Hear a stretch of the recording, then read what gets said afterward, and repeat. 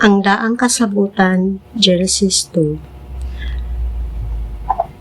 Sa pagbuhat sa Ginoong Diyos sa kalibutan o sa tanang butang sa kalangitan, wala pa'y mga tanom nga mitubo o mga binhi nga mitulok sa yuta, kay wala pa man niya kini paulani o wala pa may tawo nga makauman ini. Apan bisag walay ulan, diha nay tubig nga mitungha gikan sa ilalom sa yuta o may patubig ini. Unya, mikuha ang Ginoong Diyos ug yuta ug nagbuhat siyag tawo gikan niini. Gihuypan niya ang buho sa ilong sa tawo ug ginhawa nga naghatag og kinabuhi ug ang tawo nakabaton og kinabuhi. Unya naghimo ang Ginoong Diyos og tanaman dito sa Eden sa silangan ug gibutang niya didto ang tawo nga iyang gibuhat. Gipatubo sa Ginoong Diyos ang tanang matang sa mga kahoy nga maanindot ug mamungag mga bunga nga maayong kanon. Sa taliwala sa tanaman diha ang kahoy nga naghatag og kinabuhi ug ang kahoy nga naghatag sa kahibalo unsay maayo ug unsay dawtan. Gikan sa Eden, midagayday ang usa ka suba nga maoy mipatubig sa tanaman ug sa nasaylo na kini sa tanaman ang suba na bahin sa upat.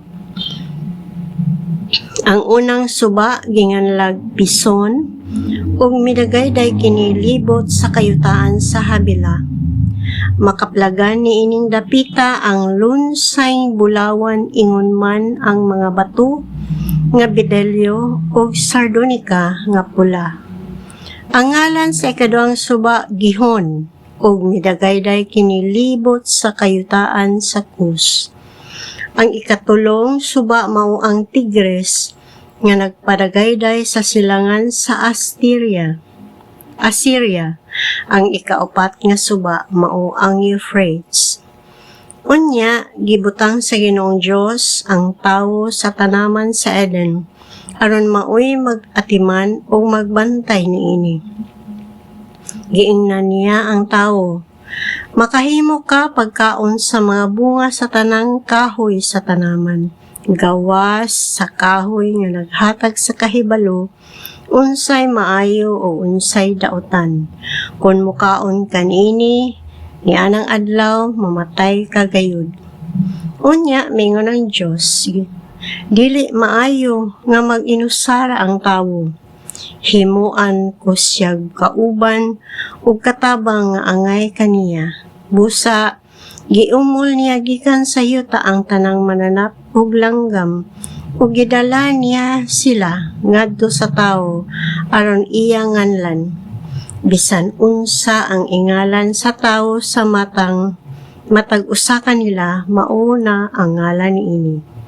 Busa ginganlan sa tawo ang tanang kahayupan ug ang mga langgam ingon man ang ihalas nga mga mananap. Apan wala siya nakit-an nga angay ikauban ug katabang.